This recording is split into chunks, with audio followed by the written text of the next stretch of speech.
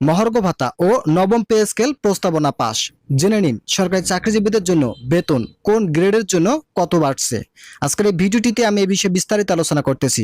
ভিডিওটি শুরু করার পূর্বে এখনো যারা আমাদের এই পরিবারের নতুন সদস্য আছেন তারা সাবস্ক্রাইব করে বেল আইকনটি অল করে দিন। সরকারি চাকরিজীবীদের বহু প্রতীক্ষিত সুখবর অবশেষে এসে গেছে। নবম জাতীয় বেতন স্কেল বাস্তবায়নের প্রস্তাবনা এবং মহার্ঘ ভাতার বৃদ্ধির সিদ্ধান্ত সরকারি মহলে চূড়ান্ত অনুমোদন পেয়েছে। দীর্ঘদিন ধরে পে স্কেল হালনাগাদ না হওয়া এবং চলমান মূল্যস্ফীতির কারণে যে চাপ তৈরি হয়েছিল তারই প্রেক্ষিতে এই যুগান্তকারী পদক্ষেপ গ্রহণ করেছে সরকার।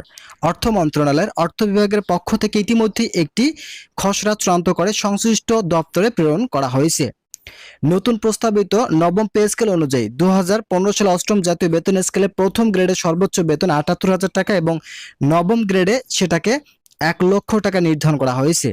দ্বিতীয় গ্রেডে ৬৬,০০০ টাকা থেকে বাড়িয়ে ৮৫,০০০ টাকা এবং তৃতীয় গ্রেডে ৫৬,০০০ টাকা থেকে ৭২,০০০ টাকা। এছাড়াও চতুর্থ গ্রেডে ৫০,০০০ টাকা থেকে ৬৪,০০০ টাকা এবং পঞ্চম গ্রেডে ৪৩,০০০ টাকা থেকে বাড়িয়ে ৫৬,০০০ টাকা প্রস্তাব রাখা হয়েছে। নিম্ন গ্রেডের ক্ষেত্রেও বেতন বৃদ্ধির হার ২৫% থেকে ৩০% এর মধ্যে নির্ধারণ করা হয়েছে, যা বাস্তবায়িত হলে নিম্ন ও মাঝারি শ্রেণীর চাকরিজীবীরা প্রত্যক্ষভাবে উপকৃত হবেন।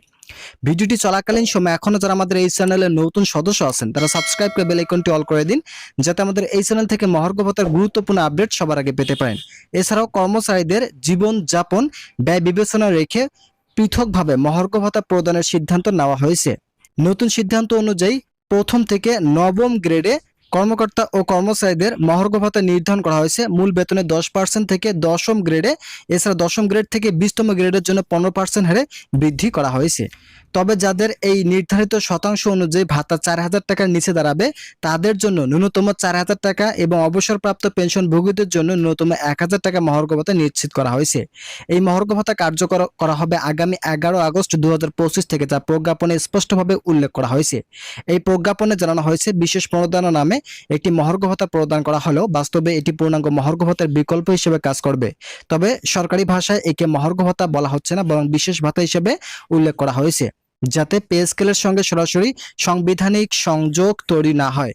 যদিও বাস্তবিক দিক থেকে এটি এক ধরনের ডিফ্যাক্ট মহার্ঘ ভাতা হিসেবে বিবেচিত হচ্ছে।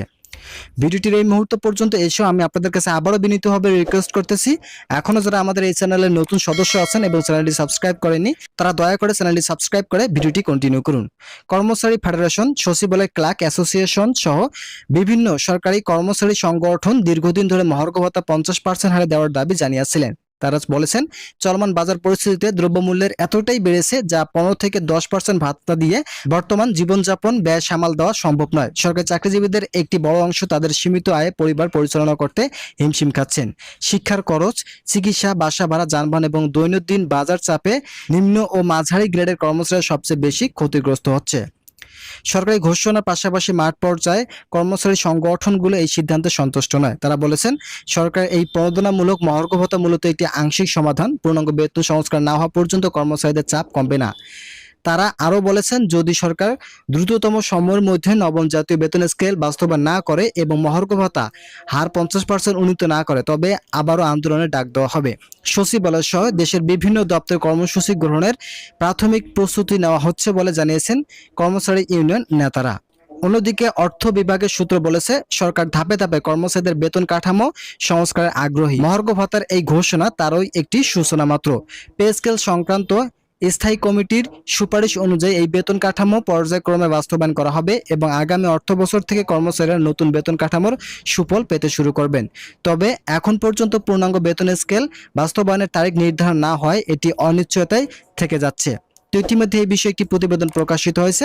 আজকের এই ভিডিওটিতে আমি বিষয়ে বিস্তারিত আলোচনা করলাম। আশা করি ভিডিওটি থেকে অনেক উপকার পেয়েছেন। যদি উপকার পেয়ে থাকেন তাহলে অবশ্যই চ্যানেলটি সাবস্ক্রাইব করে পাশে থাকা বেল আইকনটি অল করে দিন।